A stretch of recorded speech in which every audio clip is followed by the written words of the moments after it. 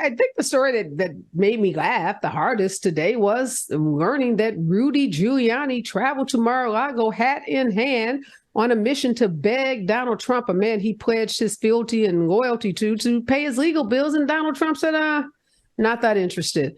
I keep asking this question, Dr. Nee, how did a man of Rudy Giuliani's stature become the man that we see today, a man that has a RICO indictment against him and who is begging for money to pay his legal bills, as well as selling his New York apartment that's valued apparently at around $6.5 million? And Areva, when will they learn that the former president is all about himself? I mean, what a fall from grace. This was someone who, when I was in high school, when the nation was reeling from the 9/11 attacks, the way that he marshaled the people of New York together, the people of this country, the way he marshaled resources to be able to show up, and deliver against the worst terrorist attack our nation had ever seen on U.S. soil, and to see this same person, really become not just a cheerleader for the former president. This is beyond hyperpartisanship. This is really a very serious crime that, borders on treason if it's not treason itself. And so what a fall from grace, has he no dignity? To go to the former president's house, to your point, hat in hand. We could have saved him a trip, and we could have said, Mayor Giuliani, it's not going to happen, right? But yet and still he did. And, my sense is that there are a number of other alleged co-conspirators that are going to have a rude awakening, and they're going to find out, that Trump can't protect him. He doesn't have the presidency to protect him right now. He doesn't have the power to pardon on his side. And I reckon that's part of the reason why he is running, is that, should he be able to win the White House, get through this primary and win the White House, you better believe he's going to attempt to pardon himself and pardon all those co-conspirators, all those insurrectionists that showed up on January 6th. And so if folks need another reason to think about their vote and the power of it, there it is. Yeah, Isaac, to Dr. Nee's point, Rudy could have called Michael Cohen.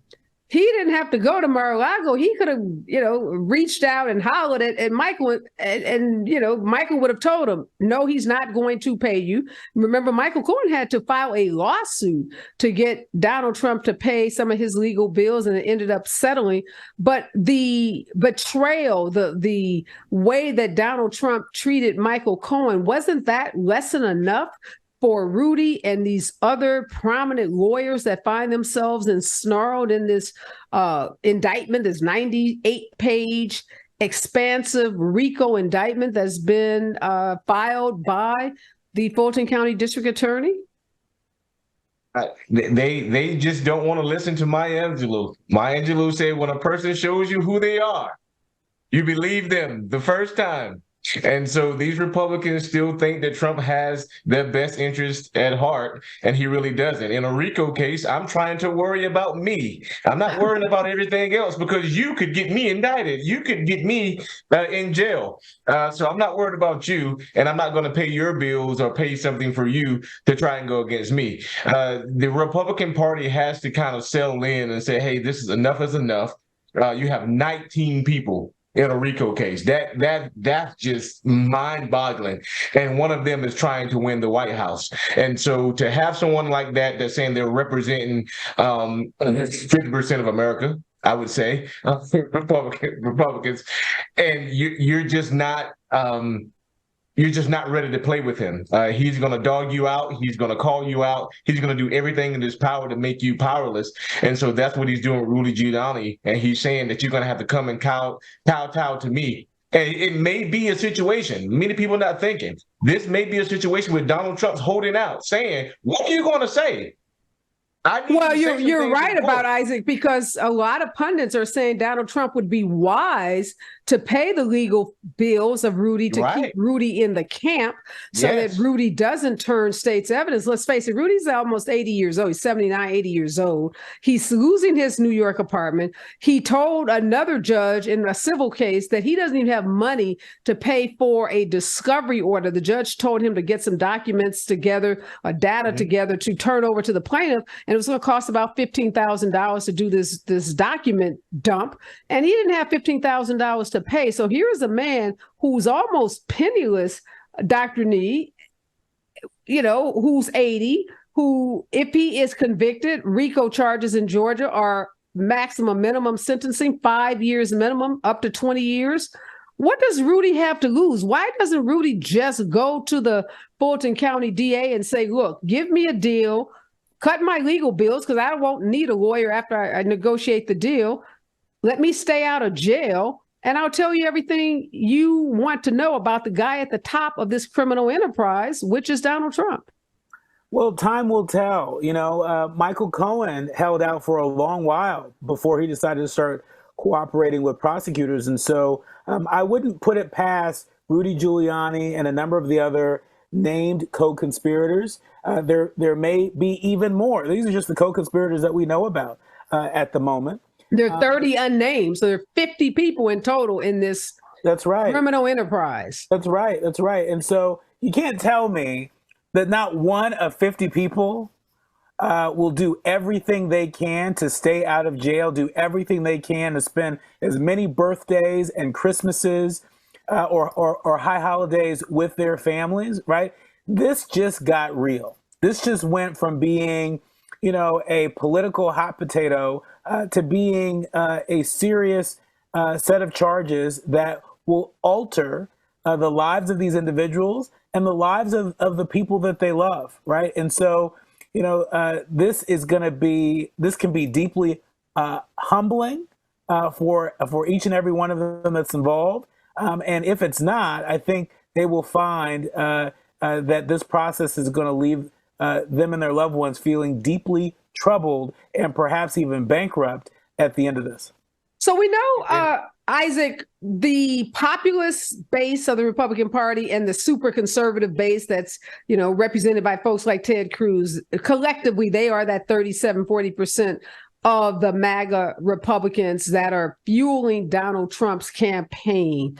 I don't know if those extremists like Ted Cruz ever break away, or if that populist population, if you were to try to predict what group, what demographic in the Republican Party might decide that this is too much, even for them to nominate someone facing 91 criminal charges, what demo would you say that might be?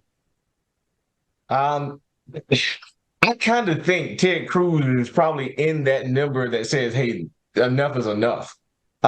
He has to get elected, and he wants to keep the Trump base.